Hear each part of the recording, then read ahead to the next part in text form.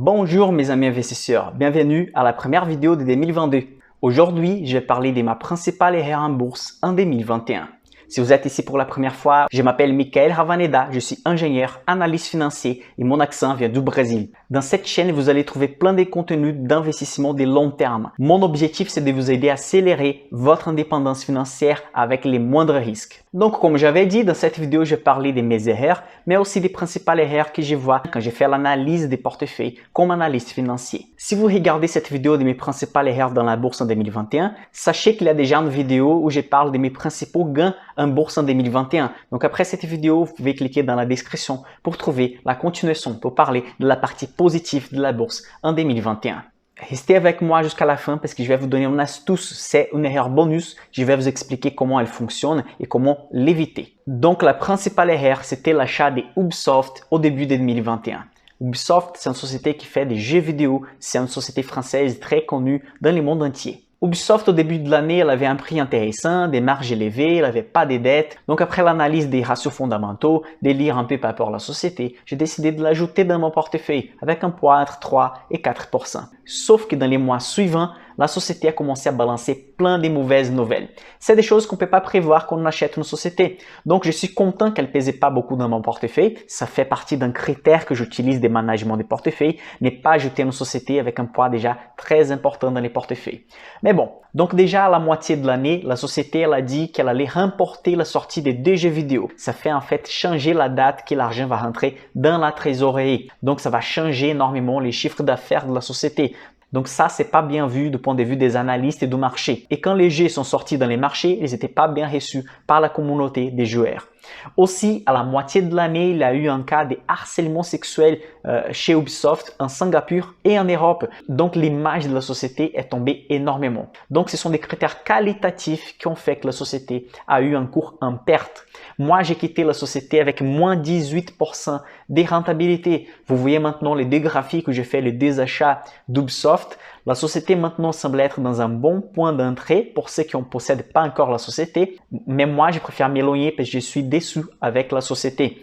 Évidemment, maintenant, on tombe sur un biais parce qu'on analyse une décision du passé et on est dans les futurs. L'investisseur, toujours, il a deux biais très importants qu'il va tomber parce que si la société, elle monte beaucoup, il dit « Ah, j'étais censé mettre plus de poids dans cette société. » Et si la société, elle chute, en fait, on est censé penser « Je ne devais pas ajouter cette société dans mon portefeuille. » Donc, toujours, on a ces deux biais à tomber. Donc, je suis content que je n'avais pas mis beaucoup de poids sur cette société et la majorité de mon portefeuille est énormément en gain en 2021. Mais ça sert comme leçon importante à tout le monde. Les managements jouent un rôle très important sur les futurs de la société. Les cas d'harcèlement sexuel et l'effet de pousser toujours la date des jeux, ça pèse énormément sur les chiffres d'affaires de la société, sur l'image de la société. Les secteurs de gaming, c'est un secteur toujours en hausse. Les principales sociétés des jeux vidéo du monde sont en hausse. Ubisoft fait partie des principales sociétés du monde des jeux vidéo. Donc, on attend en fait une hausse de la société. Mais comme j'avais dit, je vais m'éloigner. Mais si vous êtes intéressé par rapport à Ubisoft, faites une analyse, regardez si les managements sont en train de changer, si les prochains jeux vidéo vont être bien acceptés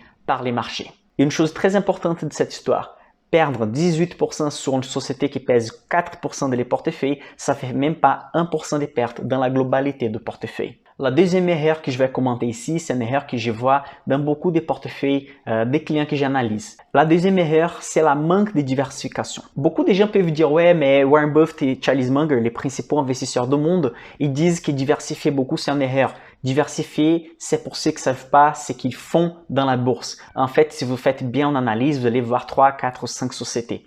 Bon, Warren Buffett, si vous allez un peu plus loin sur les lectures et l'analyse, vous allez voir qu'il lui, il recommande à tout le monde d'acheter un ETF, un panier d'actions avec les 500 plus grosses sociétés américaines. Donc pourquoi lui, il investit à travers de sa société Berkshire Hathaway? Il recommande en fait pour tout le monde d'acheter un simple ETF. Pourquoi il dit une chose, il fait une autre chose? C'est simple, ce n'est pas qu'il est incohérent, c'est parce qu'il a des milliards et milliards d'euros dans son portefeuille. Il a acheté certaines sociétés comme Coca-Cola en 1988 et 1989. Aujourd'hui, avec l'augmentation du cours de Coca-Cola et l'augmentation des dividendes, juste les dividendes, les rendements qu'elle reçoit par an, c'est de 30% par rapport aux 1,8 milliard qu'elle a payé à l'époque.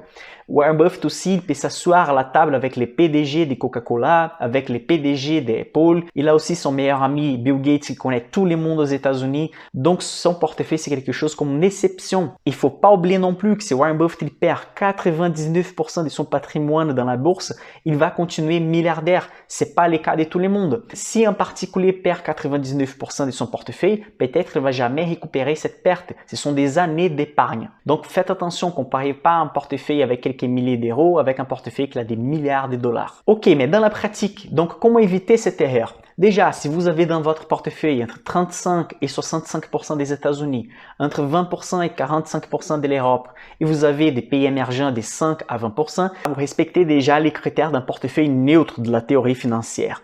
Un portefeuille neutre, c'est un portefeuille qui respecte la capitalisation mondiale. Ça veut dire qu'on est bien diversifié par rapport à la richesse dans la bourse du monde entier. Donc, diversifier sur des autres pays, c'est très important. Je sais que beaucoup de gens restent que sur les PA, mais vous pouvez utiliser les PA pour acheter un ETF SP 500, comme recommande Warren Buffett, pour avoir les principales sociétés américaines dans votre portefeuille. Et maintenant, on va parler de la troisième erreur. La troisième erreur, c'est justement le contraire. C'est l'excès de diversification. Peter Lynch a créé le concept de diversification.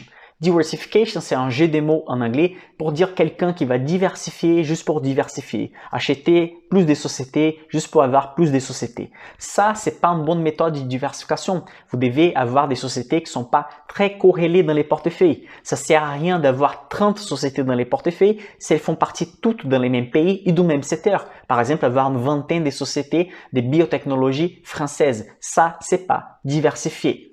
Une règle simple du coup pour ne pas tomber dans les cas d'avoir 50, 60 sociétés dans les portefeuilles, parce que dans ces cas, ce serait mieux d'avoir un ETF.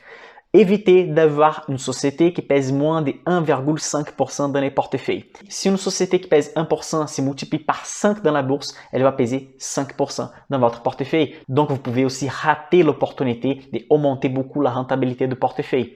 Aussi, par rapport aux poids limites, c'est difficile d'établir une règle, mais normalement, on va rester avec la majorité des sociétés entre 5 et 12%. Ça dépend si vous êtes plus optimiste ou pessimiste par rapport à chaque société. Avant l'erreur bonus où je vais vous donner une astuce pour ne pas tomber dedans, je vous invite à participer d'un événement que je vais faire 100% en ligne, 100% gratuit. C'est en live où je vais vous expliquer comment vous pouvez accélérer votre indépendance financière jusqu'à 4 fois en utilisant les investissements, tout avec une méthode sécurisée, honnête et sans piège. Si vous voulez participer de cet événement, c'est le 10 janvier à 20h. Vous pouvez regarder même en rediffusion. Vous allez cliquer dans la description de la vidéo ou dans les premiers commentaires. Vous allez trouver les liens pour vous inscrire.